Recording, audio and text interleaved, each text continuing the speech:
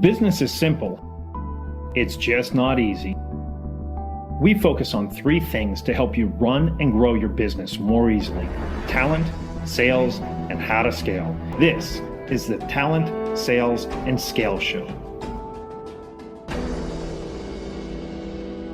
Hey everyone, Bryan Whittington with this episode of the Talent, Sales, and Scale Show. Today we have Sarah Howard, fresh off the ski slopes, newly moved into her apartment, trying to get back at it, trying to figure where everything else. She comes to us. She's the founder of Human-Centered Sales, and we're going to be talking about a really interesting topic. And I don't know why, but from a sales perspective, we have self-limiting beliefs, which is just insane.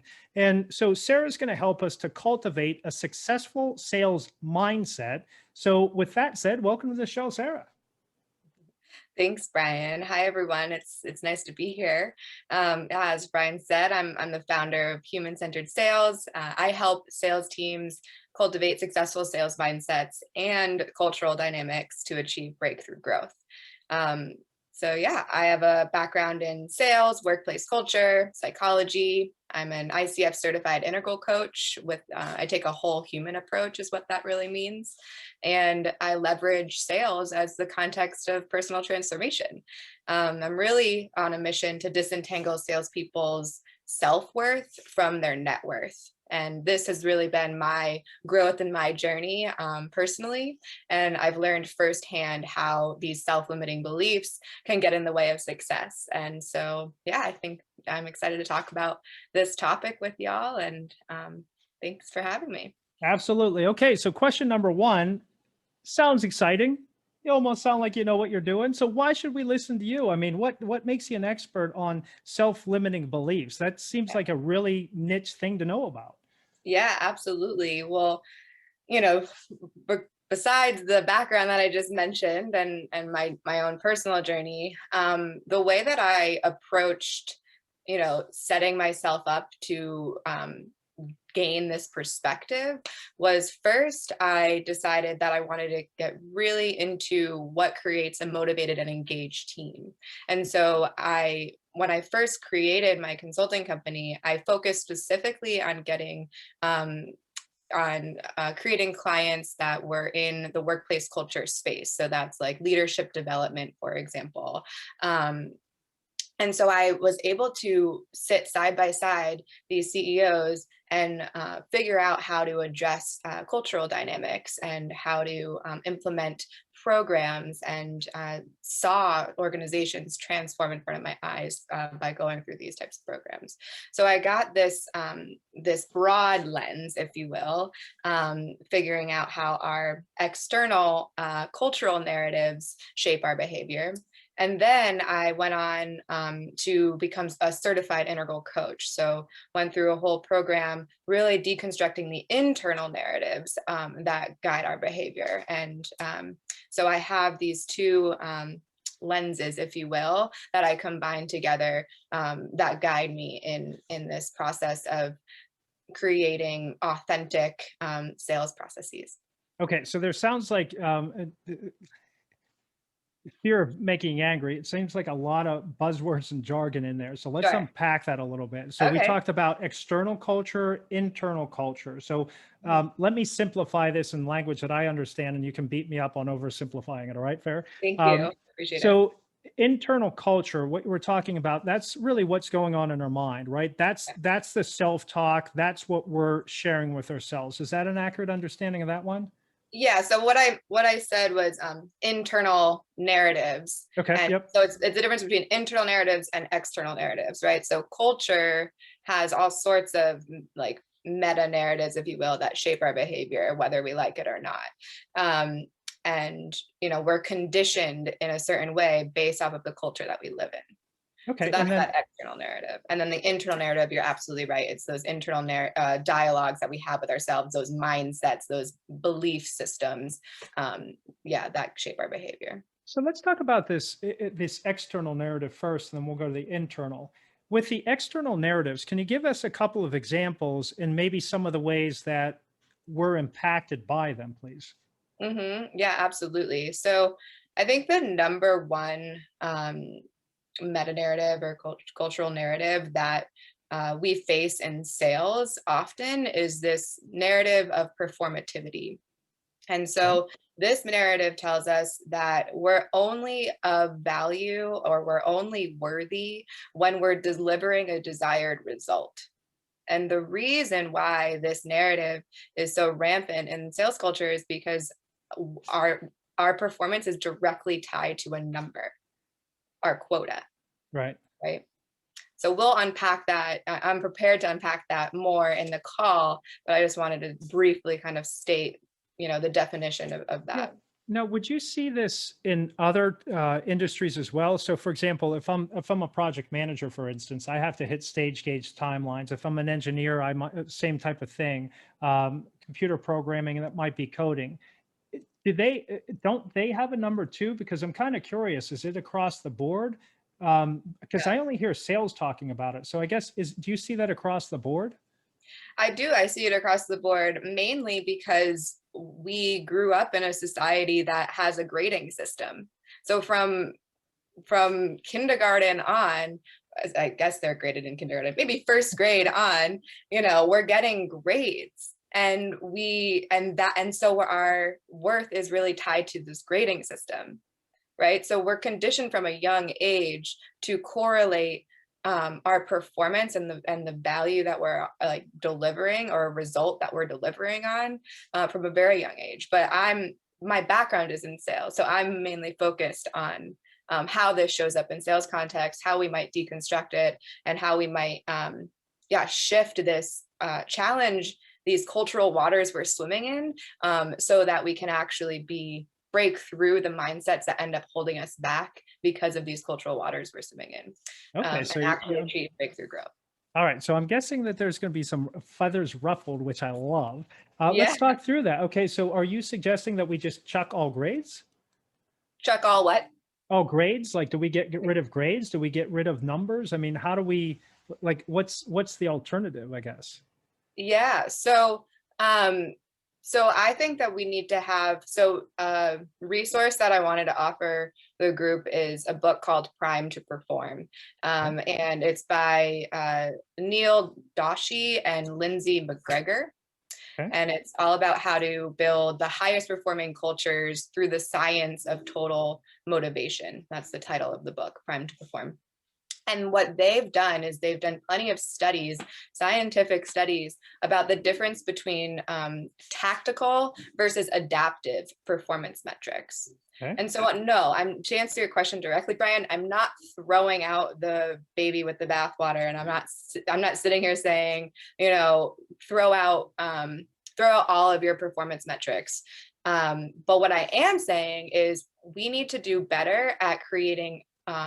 So performance metrics being tactical performance metrics being like, how many calls did you make at the end of the day? How many emails did you send? How many closes did you have? Like, those are tactical performance metrics. And what I'm here to say is that we need to do better at bringing in more adaptive performance metrics. And an example of an adaptive performance metric is, how well were you able to adapt to the customer's needs? How well were you able to answer a question off script? Did you go and above and beyond to support this customer based off of some nuance in the sales process that you don't run into every day? And I think that through shaping the cultures and really guiding cultures through values and purpose, we can help our teams to create decisions that are way more supportive, rather than needing to like micromanage and script and every single step that we do in the sales process. So it's a more open and fluid option, I'd say. All right, so this is interesting. So this is going to push back a lot of my preconceived notions. So right now I'm having a what do they call that? Gestalt happening within my head, right? So I'm gestalting all over the place. So on the tactical, I would call that leading indicators, right? Mm-hmm. So a tactical would be a leading indicator. How much output did you do? Right. And those would directly tie, the way I would say it is, those would directly tie to the the results that we're looking for, the lagging indicators. So the number of new clients, the number Right. of revenue, or whatever the case may be. So that's at the top of the leading and lagging indicators. Now, what I'm also hearing you say with the adaptive, which I like this as well. So I'm always going to try to find the both and, is the how well were you able to do this? And what instantly came to me whenever you said that, Sarah, is if I want to drive a culture of accountability, and let me define accountability. Accountability is not a whip and a bullhorn, right? It's not you do this. That's not accountability. That is maniacal, psychopath where your people are going to be breaking rocks in prison kind of thing. That's not what we're talking about. So I think we're on the same page there. Yet I also want to let people know what success looks like. And so even on those adaptive, I would say, okay, how well were you able to pivot off of that question that wasn't scripted? And I would want to know, how would there be objective measurements to that? Because if I base everything on feeling, then my sense of self-worth, if it's based on feeling subjectivity, is going to be really fickle. So that I would be worried about that side of it. So can you help unpack that for me a bit? Yeah, absolutely. So first of all, I love the definition of accountability. I always say that accountability is held, right? To be held accountable. And so I think that it's really important that the leadership team, not a sales team, is taking more responsibility and accountability for the performance of their team. And so why can't we just use numbers and metrics as feedback of, oh, okay, we're not closing deals. Why does it always have to be the salesperson's fault? How about we take a step back and address, maybe there's some toxicity on the team and people don't feel like they can ask quote unquote dumb questions. And so there's not a culture of learning. Maybe there's a lot of competition on the sales team. And so salespeople aren't supporting each other, and maybe they're kind of manipulating the systems that are put in place to kind of micromanage them, right?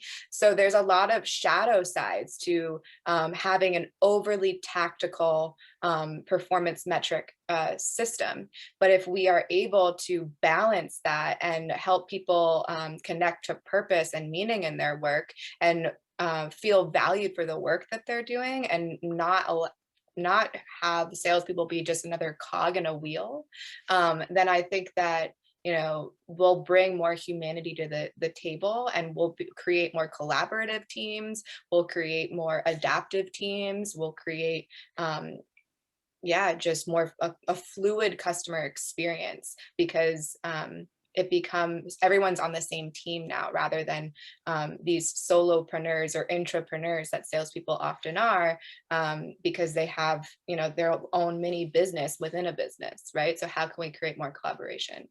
Did Okay, I so answer your question? I think I'm picking up what you're laying down, as they say. So you're not saying get away from the metrics. What you're saying is stop using them for idiotic purposes, right? Yeah. So if your management style, let me just feed this back the way I'm thinking I'm understanding it. If your management style is you have to do 150 dials today, if you don't do 150 dials today, you're gone, right? Don't come back tomorrow. And if that's it, and we're not looking at other extenuating circumstances, let's pretend that list that they're calling off of is actually, for some insane reason, the most spectacular list in the universe. And instead of having 150 dials to talk to, maybe 4 people, they've had an insanely effective list. And that 150 dials, now they're talking to 30 people, which taken up the whole entire day. They booked 4 meetings. And so they don't look at any of the other things. And so they've actually done a fantastic job. And if you looked at a QB rating, if you will, then their QB score would be off the charts. But because they didn't hit the metric of 150 dials, you're fired. That's kind of what you're saying. Get away from that and look at the more encompassing picture. Is that right? Yeah. Yeah. I mean, so again, I'm an integral coach. So I took a whole human approach when I'm coaching an individual. But I do that also when I'm working with teams. I take a view and a scope of, okay, maybe this team or maybe this individual isn't working properly, but how is the culture? How are they set up for success within that team? And so And so, yeah, you're absolutely right. Like, why not use these metrics more holistically? And why do we need to use them? Why do we need to use quota as the only way to quote unquote motivate our teams? Like, there's so many other ways that our teams are motivated, and salespeople are highly driven in and of themselves, like personality type wise. Salespeople are highly driven. And so, I've seen a lot of the times when we're leaning heavily on tactical performance metrics, for example, one of them being how many minutes on the phone how many minutes did you spend on a phone all day? People on my team would leave their phone on the auto dialer when they went to lunch. And so it's like, if you drill down, a lot of the times leadership is collecting this data based off of a place of fear. They're not collecting this data based off of a place of empowerment or based off of a place of true leadership. So I think when we're creating these systems of motivation, we really need to take a step back and realize what matters, and realize, how much autonomy we individually would want in this role, and how can we both give people autonomy and direction at the same time. And so it takes that healthy balance of tactical performance metrics to guide us towards a goal, but also adaptive performance metrics to connect us to the bigger picture. Okay, so another way of saying this might be take the tactical to measure, and then the adaptive to coach. Yeah. Coach, mentor, and train. Yes, I love that. I want to do more trainings on creating sales managers as coaches. Yeah, because that's really what it is. I mean, if you look at management as supervision, that's the wrong end of this problem to solve for. It's really looking at where your team is, pouring your life into them, and building them up. It's a direct, it's those as what do they call it? A direct support as opposed to a direct report. So I want to support, not have them report to me. Now, I want to tie this back in a second to the idea of the self-limiting beliefs. The challenge that I would see with this, so I'm trying to understand it. Yeah. Is if there's two sides of it. So two things are coming to mind. One is from an ownership leadership perspective, and I'm speaking from that. Okay. So from an ownership leadership perspective, I've had the people that put the phone on auto dial. You listen to recordings and they're literally snoring. I mean, it is insane what people have done, right? So especially in a remote environment, I always hire and expect the best of people until they disprove me. So there has to be some things there's dual accountability here, right? We serve one another and we both win or we both fail kind of thing. And so there seems to be too much me against them as opposed to team. And that's one thing maybe we can talk through about how do we take your practices to solve that, because whenever you're talking about cultural dynamics, that has to be a key piece, because if I can force you to do something for a little bit, but as soon as I turn my back, if you're not naturally motivated, if that's not what you want to do, you're miserable. The rest of the team is miserable because you're miserable. The leadership, the customer, everyone around is miserable. So it's really how my sense is, if we're doing this correctly, finding the ideal position for that person to play to their strengths, to thrive, to flow in what they do. And from that, they can't help but do what they love to do more often. And they're not going to keep the auto dialer going while they go to lunch. So is that what you're able to do for companies? Is that what you're talking about? Yeah, absolutely. Like, engagement and motivation is one of the main outcomes that I create through training, coaching, and consulting through in my organization, Human-Centered Sales. Okay, now if I'm the salesperson, what's the biggest thing? I mean, is it I have a crappy manager that's micromanaging me? That's why I'm not motivated? Or is it that I wasn't motivated to begin with? Walk me through what are maybe some of the different things from a leadership perspective that we should look at to see within our employees, so we can better help them to become self-aware of, hey, this is what I'm seeing, and then we'll get into how can we help them. Yeah, absolutely. So I'd say that a lot of the mindsets that I work with are scarcity mindset, which is the mindset that there will never be enough. And that is often a byproduct of the difference, the overvaluing net worth rather than self-worth in our culture. Okay, so let me hit that. Is that from the salesperson perspective? Is that from the leadership management perspective? Both? That is so that's if I'm working with a salesperson. Okay. Yeah.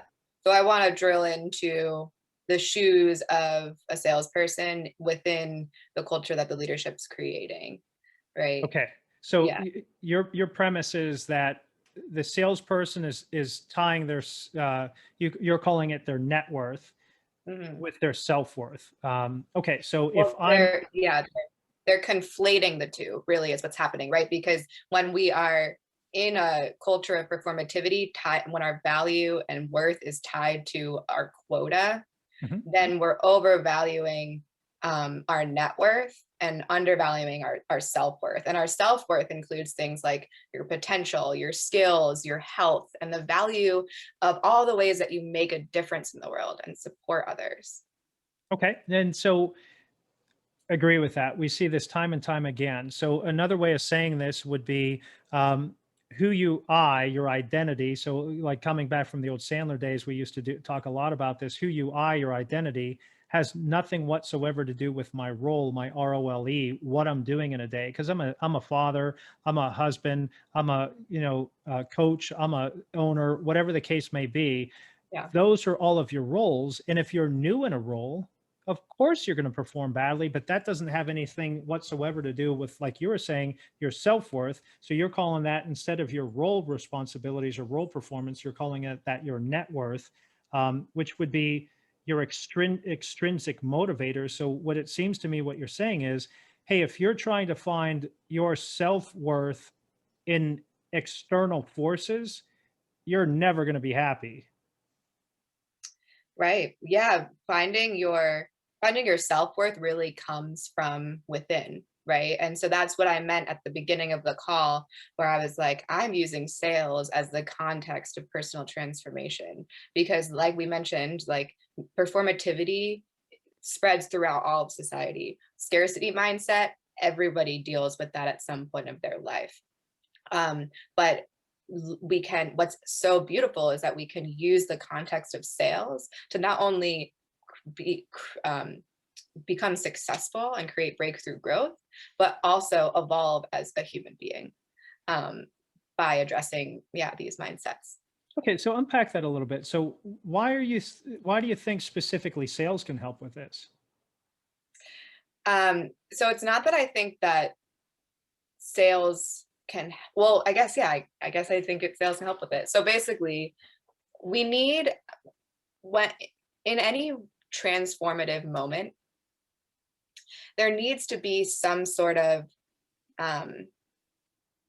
breaking point or some sort of like external force that allows us to open the door if we want to and transform and evolve into the new human being, or resort back to our comfortable standard way of being. And so an example here is COVID, for example, right? Like that was a huge breakdown for a lot of people, and a lot of transformation happened over this past year because we were faced with our current way of being and invited by this breakdown into a new way of being. And so sales can do that same thing, right? Like, and I think that we can experience transformation in any context, but because of my background and because of the rampant performativity and scarcity mindset that happens in this role based off of the structure and the culture, I think there's a lot of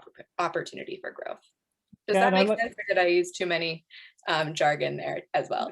No, Keep me accountable to that, please. Yeah. So I like what you said there, invited, because it's really it's a choice. How do you view something as a choice? So I can, COVID happened to me. And that's what I think the majority of society is going to say. COVID happened to me. And I Right. love what you said there is no, COVID had invited us into this new reality, and we get to choose how we're going to react to that reality. Right. And if I might unpack that, or maybe throw an idea on there and see if this is where you're heading, but um, because with sales, it's a one-on-one individual sport. And to do extremely well, you have to face fear, doubts, and worries because there's no one to hide behind. It's really how are you going to react to a situation? If somebody's rude on the other line or a different personality type than you, how are you going to adapt and adjust to where they can win so you can win and the company wins? So it really has to be an all win. And if you don't do it that way, you take a different Right. approach, everyone tends to lose. So on a day-to-day basis, I'm having to get out of my comfort zone to learn, to grow, to adapt, because it's ultimately changing. And so are you suggesting because of the uniqueness of sales of every single day, you have to force yourself out of your comfort zone, that's why sales is a transformative event to become Yeah. the new you? I think in one sentence, I would say sales is really a personal endeavor. It just is. Like, this is like, I'm offering myself essentially and this product, and the way that I show up as a human being determines whether or not this sale will go through most of the time. Yeah. So, okay. So it seems like on that one, then that's what they're doing presently, and we need to get them away from that, correct? What's what Meaning they're doing? that mindset that, I'm bringing myself and you're either going to accept me or reject me. That would then, if I had that mindset, I'm bringing myself to the table and you're going to reject or accept me, or reject or accept my problem, I would be worried that that's where some self-limiting beliefs would come into play. So I wanted to make sure is that what you were suggesting or no? Well, I think generally speaking, we're bringing our whole selves to the table. We can go deeper there, absolutely. So everybody, in every human being, what the main thing that they want and need in this life is to be seen and to be heard. Mhm. And we can do that with customers through stellar discovery calls. And if they feel seen and heard, especially if this tone is set up front properly with that discovery call, it's way more likely that they're going to buy from you. On the converse side, salespeople feel seen and heard subconsciously, of course, if they close the deal, right? Okay. Yeah. And so, yeah, what I want to disentangle is that you're still worthy whether or not you make that deal, and the way that your way of being and the way that you show up is still going to be an indicator of whether or not you will be successful. Okay. So another way, so just to make sure I have clarity here. So I'm going to be present on this, bring my whole self to this, but not allow the outcome to, be tied to the process, not the outcome. Right. Because we Right. can then start, if we do, then we start slipping into things like imposter syndrome, where there's just like complete lack of self-confidence, and we fear that people are going to find out that we don't know that we're an imposter and that we don't know what we're doing. Yeah. And we don't leave a lot of space for the fact that we're growing and it's actually vulnerable to learn. And so we need to, so I don't want to go off on a tangent, but yes. Yeah, no, I liked where you're going there. And that's it, right? Because I think everybody has that imposter syndrome. I mean, CEOs, founders, everybody has it. You get to the Peter principle, you get elevated to the highest level of your incompetence. I mean, it's all over the place. Right. And if I'm not mistaken, you might know this better than I, but my understanding is there's three things that everybody's looking for in life. It's that autonomy, that I want to have that safety of creativity to do things, that sense of competence, what I do, I'm good at, or I know that I can be better. And then three is significance. What I'm doing is really matters to the overarching end goal. So it's really that autonomy, competence, and significance. And you might hear it, Maslow's hierarchy of needs and tie it to that stuff. But I think it really, once you get past that safety, Yeah. it gets to those three things is what I've understood. Is that accurate? Am I off base on that? Yeah, I think that there's a lot of different arguments on whether or not Maslow wanted it to be in this hierarchical state. And I think that the mindsets that show up, like scarcity and imposter syndrome and inner critic, that neurologically is activating our fight or flight response, right? And so safety. So what our nervous system is doing is it's constantly scanning, am I safe or am I scared? Right. And so when we're in these mindsets of scarcity, we are in that alert state, in that limbic reptilian brain. And we actually can't access connection or collaboration or rationale which is located in the prefrontal cortex. And so when your salespeople are not safe, whether that's because they don't feel like they belong on the team, whether that's because there's not psychological safety, so they don't feel like they can learn or grow in this environment, whether it's because there's a micromanaging manager who's really down their throats about their numbers, all of those things will allow our nervous system to go into attack mode, and that's why your salespeople aren't performing. Got it. So they can't, because whenever you're under too much stress, not stress, the good stress, but the bad stress. I love that you have that distinction. Yes, stress. Yeah. So whenever I have that bad stress, I can't think clearly, right? And that's kind of like, think of it this way, to put it in a practical term: you get into a fight with your significant other, you likely are coming up with all the really good one-liners and zingers after you walk away, because you're no longer under that stress. Your mind is thinking creatively again. So in reality, by the managers really coming after somebody, as opposed to coaching, mentoring, and training and helping them and guiding them, they're coming at them with their numbers. I'm actually hurting them to allow them to be less creative, less effective on the phone, tonality's way off. So then they're truly ineffective. And then you've just fulfilled your self-fulfilling prophecy of this person's never going to amount to anything. And likely you did it to them because you stressed them out. So that's a great management tactic, I think. There you go. Yeah, right. So you have that all the time. Now, how do we get around it then? So we know that we need to measure things.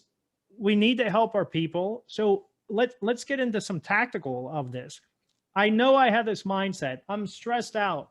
Like, whatever the reason, I'm going to take ownership of it. How do I get out of this? Help. Yeah. So one, I've always said that the antidote to scarcity is being in service and being generous. And there was one other thing I wanted to mention. Oh, and the other tool is letting go of outcomes. So when we're in the scarcity mindset, we are attached to the outcome that fulfills our agenda, and we're unable to be in service or in service to the outcome of what's best for the consumer. And through mirror neurons, the customers can actually smell this fear and this scarcity on us. And so even if it makes rational sense, they're not going to go with your product based off of that limbic resonance that's happening. And so the first thing, if we can figure out how to let go and accept what's happening, that's like the number one tool to get out of scarcity. But I've been in scarcity plenty of times before, and letting go and surrendering seems like so not what I want to do, right? Like when we're in scarcity, it seems impossible. Like we want to control, right? We're in this reactive mode, and we become captivated by the illusion of doing and controlling is the only way out. And this becomes so time consuming. And so suddenly, not only is there a scarcity of money, but there's also a scarcity of time. Now, but that's legit. Yeah. I'm in that space, right? I know that I'm doing the wrong things, and I know it's me. I know it's my mindset. So let's pretend that we get to that point. Yeah. What in the F do I do? How do I get Yeah. out of this? Yeah. Well, it depends on exact like just how captivated you are by the scarcity, because sometimes it can be rooted in trauma. Sometimes it's something maybe you didn't have enough growing up, and you're brought back to that state of growing up as a child of not having enough. So in that moment, therapy is a really great option. Or coaching if it's not tied to a traumatic experience and you don't need a lot of processing of emotion. And coaching can be a really good option for you, because as a coach, I can see the scarcity, but they can't because they're in it. They're swimming in the water. So I Yeah. can kind of guide them in a direction. But then on a systematic level, if you create systems of being in service in your sales process, you can then lean into these systems to guide you away from scarcity. And what that looks like practically is, are you creating pilot experiences? Are you creating low barrier to entry products? Are you creating, free month-long experiences of your product, right? So that is being in service. That is offering value, so that you can, not have to, so that you can be reminded that, oh yes, I'm in service here, and giving is actually going to help me step out of a scarcity mindset. Okay, so we keep saying scarcity mindset. My fear is there might be a couple of people that don't Yeah. know what scarcity. So can you just quick high level what's scarcity mindset? It's just the feeling that there will never be enough, whether that's time, money, what have you. Yeah, enough prospects that you're always going to lose out, right? So Yeah. got it. Now, in lieu of a scarcity mindset, what's the mindset that we should aim for? So if we want to run away from a scarcity, Oh yeah. what's the to run to? Yeah, thank you for that question, Brian. So the opposite would be abundance. Okay. Right? So think about it. If you are hitting your quota and you have a ton of prospects coming in, and you're dealing with somebody who's kind of wishy-washy, you're going to be much more easily able to let go and let them have their process and decision-making process, because you're basking in abundance. But if you are low on your quota, then you really want to get that deal, and you're going to show them how you want to get that deal, right? There's like this energetic experience. Like a lot of that anxiety comes from up here, right? But when you're in abundance, it's much more grounded. So, yeah. Yeah, and it's kind of funny, right? You have commission breath, and you talked about mirroring neurons. They actually pick it up, right? I mean, it's Yeah. insane how that happens. Now, to put this in reality, you know that you had this. Like sometimes you are in a slump. Got it. Sometimes you can't. You know that you're screwing up, and because you're in this abundance mindset and everything's just flowing, you're going. You got so much going on. You're like that, whatever. And even the people that you don't want to do business with, they end up buying from you anyway because you're in this flow state. So other than coaching, take some time. Other than, if I need to go and do some counseling or whatever, anything else that I can do on my own. I can't, let's pretend worst case scenario, Yeah. I'm broke, right? Broke is different than poor. Poor is an attitude. Broke is like a short-term reality, right? So I'm broke. I can't afford a counselor or a coach. What do I do? Anything that I can take on my own to help get my mindset right? Yeah. Thanks for saying that. And, while money can be the best antidepressant for someone in poverty, please don't get me wrong. Yeah. Freedom and abundance, it comes, like I said before, it comes from within. It doesn't come from a number, because guess what? So many salespeople are burnt out because they just keep wanting more and wanting more and wanting more, because it's based in a place of scarcity. And so they'll hit the desired, salary or income that they wanted, but then still when they get there, there's something missing still. And so, yeah, it's really, it's kind of sad, right? Because it's tied to that self-worth and that net worth bit. And if you're if you're conflating those two, then there's always going to be that void that you're trying to fill in your heart and your soul through this external thing. But in reality, it comes from self-acceptance and love. And so self-compassion is a really beautiful tool to support people in this. Rain is, mindfulness and meditation is a really, really powerful tool for this. Having a best friend in the workplace to talk about this is huge. Rain, specifically, it's acronym for recognize, allow, investigate, and non-identify or nurture. And so this is a practice of being with the emotions that come alongside of scarcity. So recognizing what you're feeling and experiencing, allow that experience to be as it is without judgment or without trying to change it. Investigate with curiosity and compassion, and don't identify with this emotion. It does not define you. Nurture yourself. Right. So it's really comes back to self-care. And I could also add to that, I have a little tool here in terms of how to be in service and step out of scarcity when networking, if you're open and want. Yeah, let's hear that, because I think you keep talking about service. The best, because it seems to me when people are most miserable, me included, is whenever I'm focused on myself, right? What don't I have? What does somebody else have that I don't? And it's self-focus. And you keep talking about this. I forget the language that you use, but really that others focus or servicing others or charity for others. So I think that if we can take that charitable approach where we're helping, that's going to get us out of this. And then it would also have to go to a sense of gratitude for what are you grateful, right? Because if I'm grateful and looking to help others, well, now I'm not focused on me and pissed off that I don't have something, right, that I really want. So yeah, give us a little bit about that. You keep, forgive me, I can't get the language down, or I haven't gotten the language down yet. You said service or serving? Yeah, being in service. And being service. There was one other, now I'm forgetting it, but essentially just being. Well, you said being in service. So let's take that being in service for networking. Yeah. Okay, cool. And yes, I love that you brought up the gratitude practice. And to tie on to that, if you're a meditator or appreciate mantras, practicing a mantra of saying, I have enough is huge. Practicing also not saying that you're busy every time someone asks you how you are.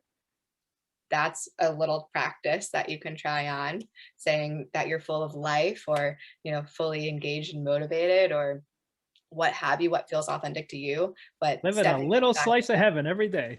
Yeah. There you go. Cool. So I really love talking about how to be in service when networking. I borrowed this from a marketing expert called Michael Port.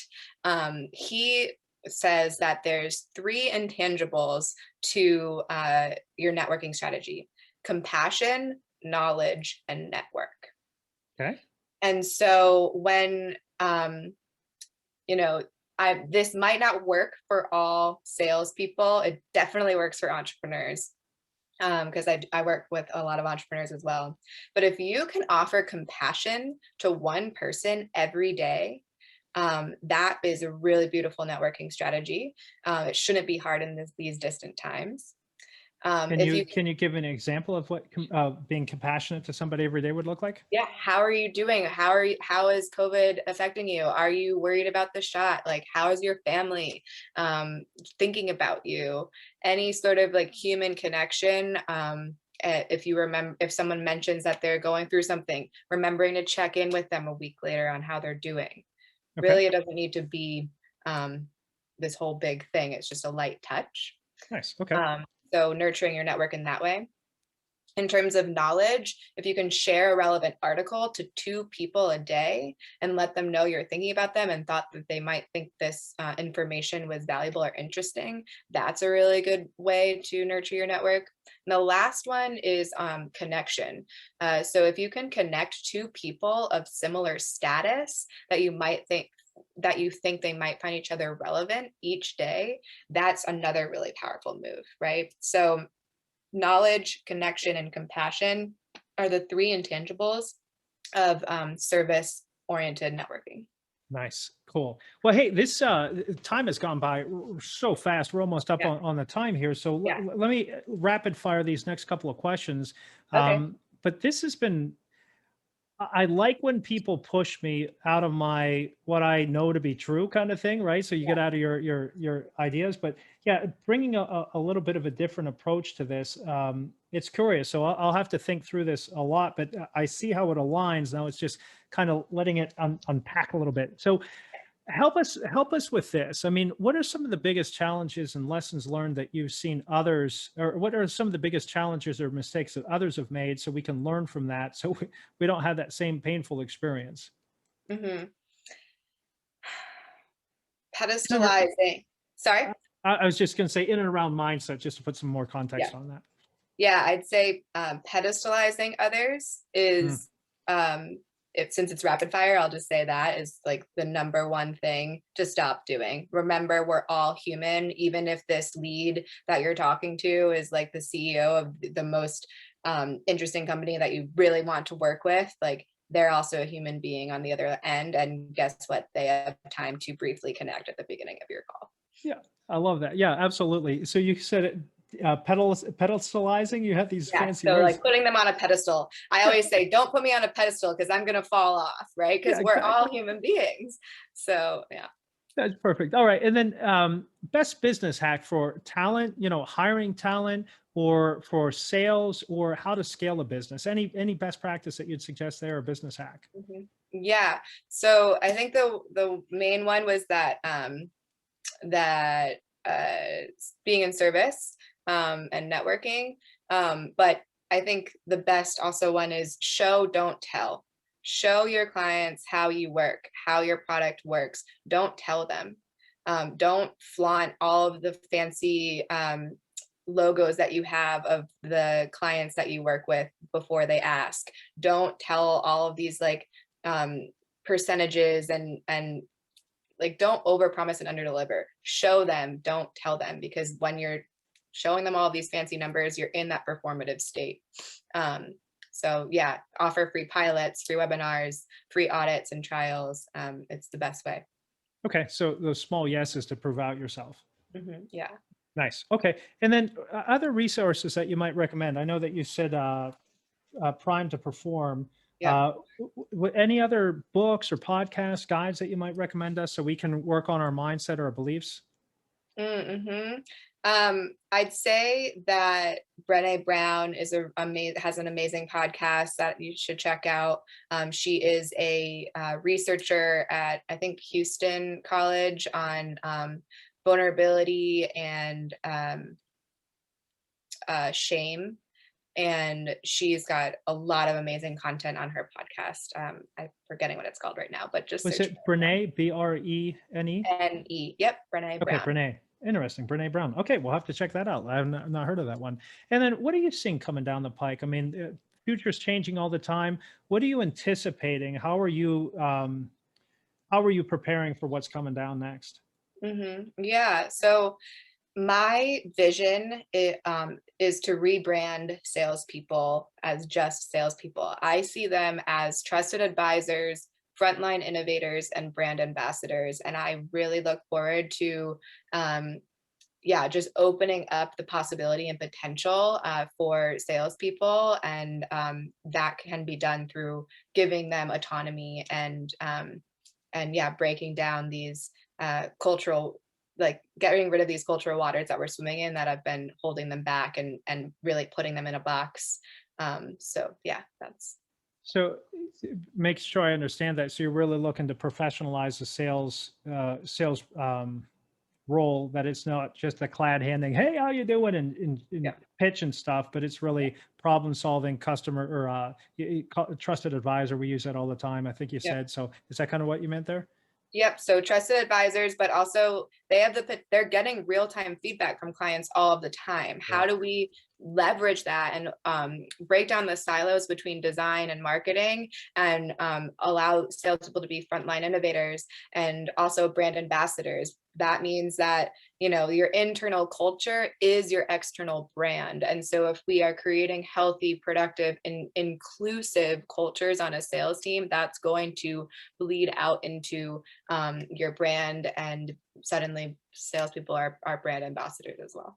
Yeah, amen to that. That's one of the reasons that we wanted to start this podcast. It's a talent, sales, and scale show. It is all inclusive, and we have to de-silo. It's gotten really complex out there, and it's changed. So, amen, hallelujah to that. All right, so cool.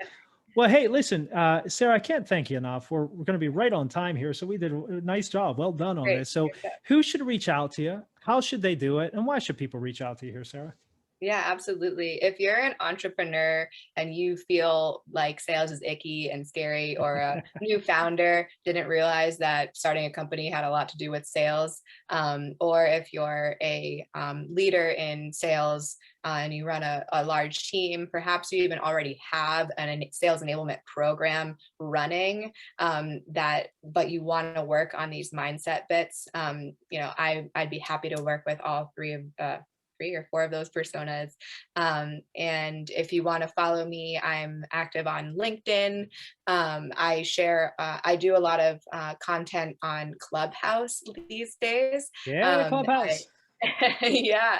So I created a club, Human-Centered Sales. Really, the purpose is really how to explore rebranding sales as human-centered rather than profit-centered. And like I said, leveraging sales as the context of personal transformation and cultural evolution. So if you want to dabble in topics and collaborate on there, I have a whole slew of topics that I'm super excited to dive into. So follow me on LinkedIn. If you're not on Clubhouse, I'll be doing recaps of those events. And then you can also check out my website, Sarah with an H, Howard.com. Nice. All right. So let's sum this up. Stop your stinking thinking. Be grateful. Serve others. Be tied to the process, not the outcome.